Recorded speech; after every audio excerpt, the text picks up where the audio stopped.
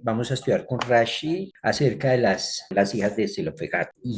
Con respecto a las hijas de Zelofejad, comenzamos con Bemidbar capítulo 27, versículo 1, donde se nos dice: entonces, las hijas de Zelofejad, hijo de Jefer, hijo de Galaad, hijo de Maquir, hijo de Manasés, de la familia de Manasés, hijo de José, se acercaron, y estos eran los nombres de las hijas: Mala, Noá, Ogla, Milca y Tirsa. Entonces las hijas de Zelofejad, hijo de Fer, hijo de Galaad, hijo de Maquir, hijo de Manasés, de la familia de Manasés, hijo de José. La ascendencia de Zelofejad y sus hijas viene hasta Joseph. Es especial esto. Fíjense que en la Torá no existe nada por casualidad. Si dice sobre un personaje y dice hijo de X, hijo de Y, hasta llegar a un hombre justo, lo que nos enseña Rashi es que precisamente eso quiere decir que toda esa estirpe es de justos, de gente correcta. Cosa contraria cuando dice fulano, hijo de sutano, hijo de, y termina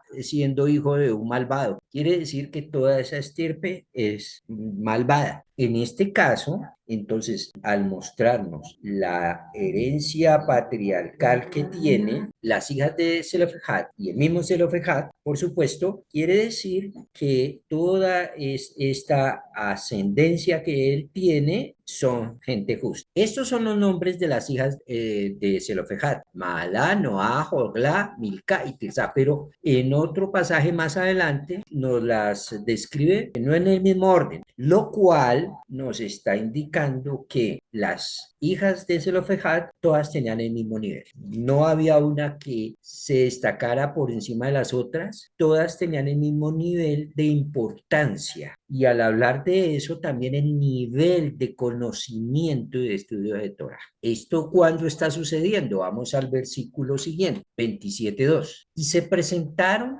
ante Moshe, ante el sacerdote Eleazar, ante los jefes y ante toda la congregación a la entrada de la tienda de encuentro con el siguiente planteo. Analicemos. Se presentaron las hijas de Zelofejad, coloca la Torá primero a Moshe, luego al sacerdote Eleazar, luego a los jefes de la comunidad y luego a la congregación, por respeto a Moshe. Pero el orden lógico, como nos lo está explicando Rashi, se presentaron ante la asamblea primero, luego ante los jefes de la comunidad, luego ante Eleazar y luego ante Moshe. ¿Por qué ese planteamiento que se presentaron de esa manera? Porque lo que ellas fueron a hablar fue acerca del tema de la herencia para ellas, la herencia de la tierra de Israel. Primero fueron ante la primera instancia. ¿Y cuál era? Ante los jueces dentro de la congregación. Como ninguno de ellos dio con una respuesta, si podían ellas heredar o no, entonces elevaron el asunto ante los jefes de la comunidad, las cabezas de la comunidad,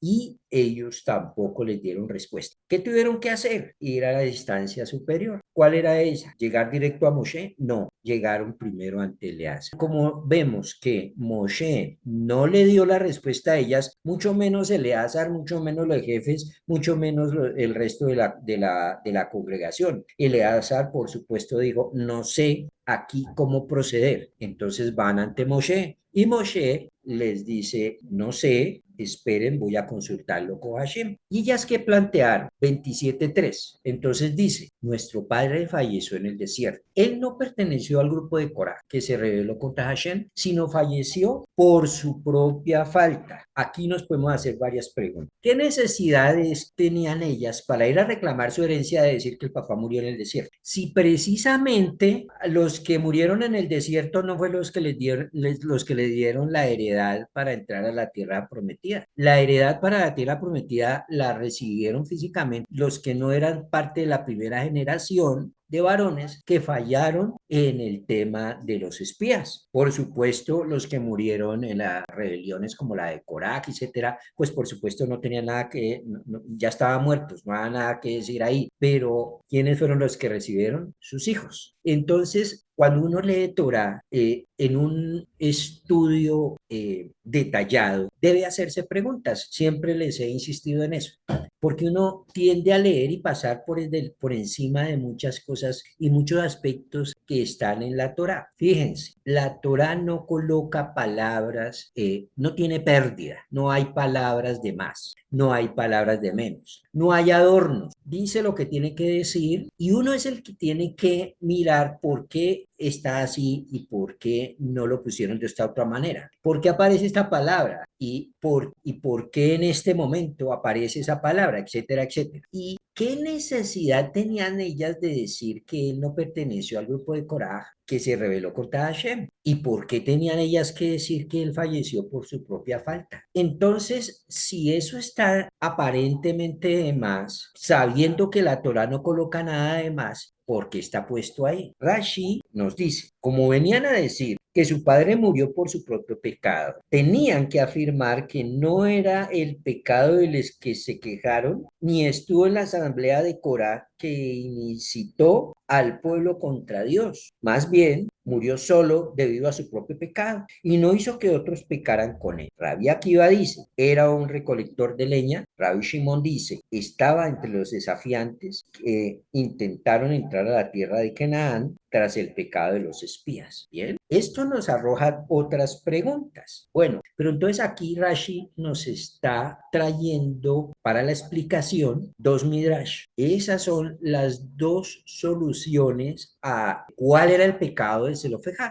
y cosa que las hijas en la narración no dijeron. Vamos descartando cosas para poder saber por qué las hijas no narran cuál es el pecado. Por un lado, podemos ver que Zelofejad no era uno de los que se quejaron. Cuando ellas hablan en la Torá, cuando dice, nuestro padre falleció en el desierto, él no perteneció al grupo de Coraj, aquellos que se rebelaron contra la autoridad de Moshe y Aarón, que habían sido designados por Dios, por lo tanto, se rebelaron contra Dios y por lo tanto se rebelaron contra el plan de Dios. Probablemente esto entonces se refiere a aquellos que se quejaron contra Moshe y Aarón luego de que Coraj hallara su fin diciendo, ustedes matan al pueblo de Dios, en el capítulo 17, versículo 6. También podemos decir que Zelofejad no fue parte de la rebelión de Coraj. O sea, él no fue de los que se quejaron, pero tampoco hizo parte de los que se organizaron con Coraj para a ver cómo sacaban del sacerdocio a Aarón. También podemos decir que él murió como resultado de su propio pecado, de un pecado privado, lo cual nos lleva también a entender que por lo tanto no fue responsable por corromper a nadie más. Él no dañó a otro. Ellas están argumentando que tienen derecho porque su padre no perdió ese derecho. Ahora, ¿por qué dicen ellas nuestro padre falleció en el desierto? También podemos preguntar por qué Rashi dice que él era el recolector de leña o que él era uno de los desafiantes en el caso de aquellos que quisieron entrar a la tierra prometida, aun cuando Dios les había dicho ya no hay caso, tienen que quedarse aquí a sufrirla 40 años, ¿sí? Debemos entender lo siguiente. Cuando sucedió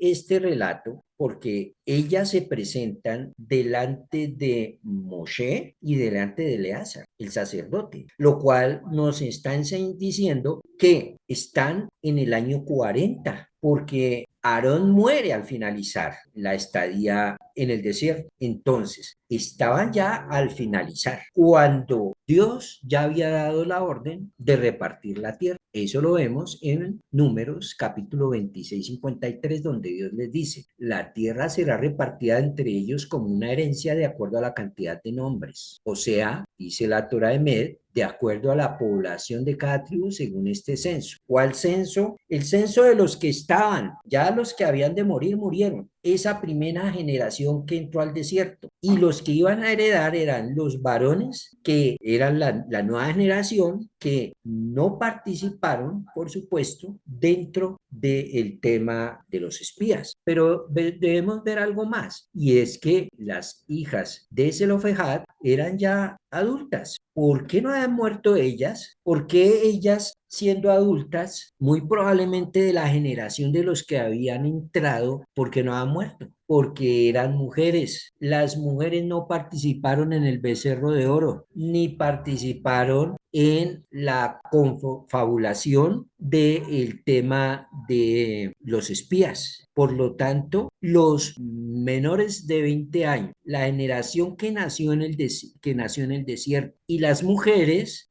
fueron los que recibieron como herencia la tierra prometida. Obviamente, dentro de lo que nos está diciendo en Bemidbar, capítulo 26, 53, la tierra debe ser repartida entre los que están presentes en cabeza de los varones. Pero vemos también en Shemot, capítulo 6, versículo 6, se nos dice, en consecuencia, diles a los israelitas. Estamos a punto, en este caso, este versículo nos está hablando cuando van a salir de Egipto, antes de que le está hablando Dios a Moshe y le está diciendo que los va a sacar a la libertad, los va a sacar de la esclavitud y les va a dar tierra. Dice, en consecuencia, diles a los israelitas que yo soy Hashem y los sacaré de la opresión de Egipto, los salvaré de sus trabajos forzados, los redimiré con brazo extendido y con grandes actos de justicia, y los tomaré a ustedes como pueblo mío. Yo seré su Elohim, y así sabrán que yo soy Hashem, su Elohim, quien los saca de la opresión de Egipto. Los llevaré a la tierra que prometí, entregar a Abraham, a Isaac y a Jacob, y se la daré a ustedes como herencia. Yo soy Hashem. ¿A quién le está prometiendo esto? A la generación que está en Egipto. Debido a que la generación que está en Egipto falló, entonces Dios no rompió de todas maneras su promesa. ¿A quién le entregó como herencia la tierra? A los descendientes. Es decir, que los descendientes de los que entraron al Sinaí, ellos recibieron la tierra como cumplimiento de la promesa que Dios le había dado a sus padres. Entonces, Dios no revocó su promesa y le entregó la tierra. Esa tierra se les concedió en representación de sus padres, y por eso los derechos de aquellos a la tierra se reflejaron en la asignación. Las hijas de Zelofejad argumentaron que en base a esto también ellas tenían derecho a la tierra, pues tanto su padre como su abuelo estaban entre los que salieron de Egipto. Ahora, las hijas debían establecer primero que su padre haya sido, en efecto, uno de los que salieron de Egipto. Por eso es que comenzaron su argumentación, estaban hablando y primero fueron desarrollando el tema de una manera muy bien puesta para que el fallo fuese a favor de ellas. Por eso es que argumentan que nuestro padre murió en el desierto. Por lo tanto, ellas quisieron dejar en claro que el pecado precisamente había provocado la muerte de su padre, pero las hijas de Zelofejad estaban ante un problema: revelar el pecado de su padre. Ellas, acuérdense que en la Torá hay un mandato de honrar a los padres. No podían estar ventilando cada nada el pecado del papá. Entonces, para poder sostener que el padre había muerto por su propia falta, lo que hicieron fue que sustentaron de una manera de preservar el honor de su padre y al mismo tiempo dar a conocer el pecado por el que había muerto a través de un proceso de eliminación, como acabamos de ver acá. Entonces ellas no dijeron cuál era el pecado, pero sí dijeron cuál no era el pecado, cuál no había sido el problema por el cual había muerto. Y ahí es donde vemos este cuadro. ¿Por qué entonces Rashi dice, bueno, ¿y cuál fue el pecado? Entonces trae lo que nos dice Rabino Akiva. No, es que el pecado de él fue que él fue el leñador que pescaron recogiendo leña en Shabbat. ¿De dónde toma la idea el Rabbi Akiva? El Rabbi Akiva hace una analogía entre la descripción que la Torá hace aquí en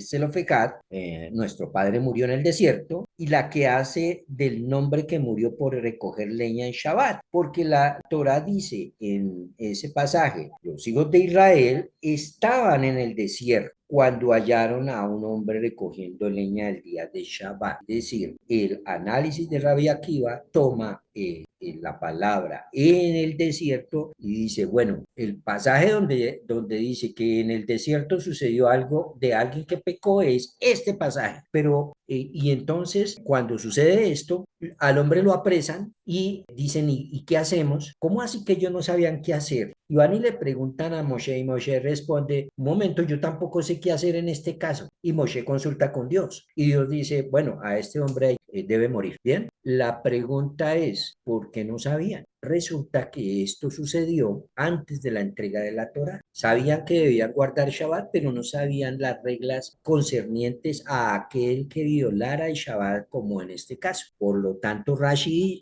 cita al rabino Akiva con este tema de la violación de Shabbat, dando a entender que el pecado de Zelofejad, si fue ese, fue un pecado menor en el sentido que murió por ello, sí, pero que él no tenía claro que en Shabbat no se podía recoger leña. No estaban todavía las 39 que están prohibidas para Shabbat. No se habían entregado. Según nos explica Rashi también, esas faltas eran unas faltas de menor rango debido a que ellos todavía no habían sido reglamentados a efecto. Y por otro lado, también Rashi cita al rabbi Shimeón con respecto a que él fue uno de los que después del castigo por no haber entrado a la tierra prometida, por ponerle cuidado a los mala leche, a los espías, él fue de los que dijo, no, pues entremos. Cuando ya le dijeron, no, señor, ya no, ya no. Dios dijo que no, iban a quedar castigados en el desierto 40 años. La narración empieza diciendo, es que él era un descendiente de Joseph, de José. ¿En